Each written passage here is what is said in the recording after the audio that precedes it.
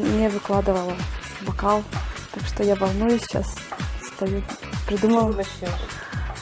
Ну, на дно положила семгу. Я хочу вот чередовать, как бы, чтобы не было, чтобы все было снизу, да? Вот думаю, что следующее положить, чтобы по вкусовому сочеталось. Артем, ты что там делаешь уже? Тоже готовлю салат.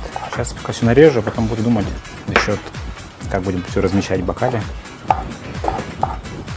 Пока еще не решил. Таня, я смотрю, ты уже поджарила шампиньоны с луком. Далее твои действия какие? Сейчас нарежу все ингредиенты и, обычно в бокалы всегда, чтобы красиво все было, вот укладывать именно слоями салат, чтобы видно было красоту всю.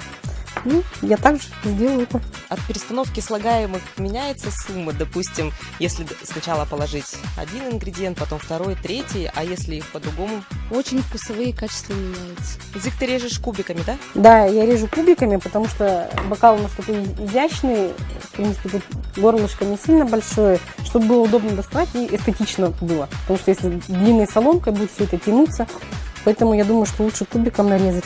Во всех коктейлях очень сложно выложить это все аккуратно, красиво, ровно. И при этом гостям нужно отдать чистый бокал. А как вы будете оценивать? Как у вас подается? Нужно, чтобы было, или свою индивидуальность? Нет, мы оценивать не будем, как у нас подается. Как вкусно, по вкусовым качествам. И я надеюсь, что не все с желанием готовят. А если готовишь с желанием, то всегда вкусно получается. Так, Артем, как всегда, там что-то творит.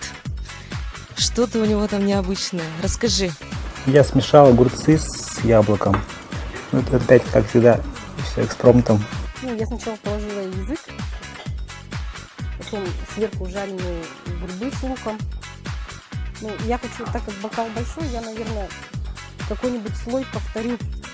У вас, как у шеф-повара, не возникает желания помочь участникам?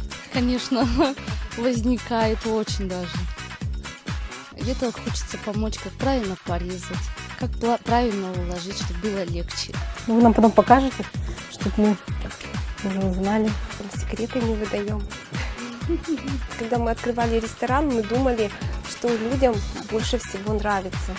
Чтобы была и домашняя кухня, и экзотическая, и авторская. Осталось сделать последние штрихи, да?